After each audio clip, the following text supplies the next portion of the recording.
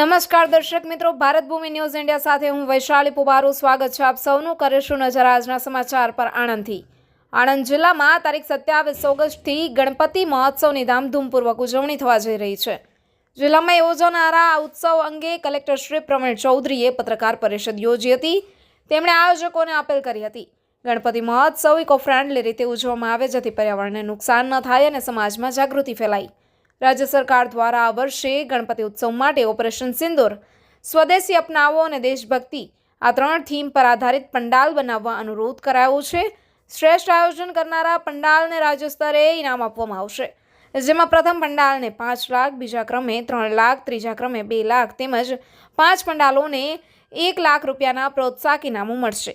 કલેક્ટરશ્રીએ ઉમેર્યું હતું કે આણંદ જિલ્લાના તમામ મંડળોએ આ થીમ મુજબ ઇકો ફ્રેન્ડલી ગણપતિ મહોત્સવનું આયોજન કરી રાષ્ટ્રભક્તિ અને પર્યાવરણ સંરક્ષણનો સંદેશ આપવો જોઈએ.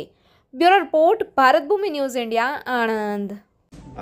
આગામી ગણેશ ઉત્સવ જે 27મી તારીખે ગણેશ ચતુર્થી છે, આગામી ગણેશ ઉત્સવ માટે રાજ્ય સરકાર દ્વારા તમામ ગણપતિના આયોજકોને રિક્વેસ્ટ કરવામાં આવી છે કે આ વખત આયોજનની થીમ મુખ્યત્વે દેશભક્તિની થીમો રાખવામાં આવે, ઓપરેશન સિંદૂરની થીમ રાખવામાં આવે, સ્વદેશી અપનાવોની થીમ રાખવામાં આવે.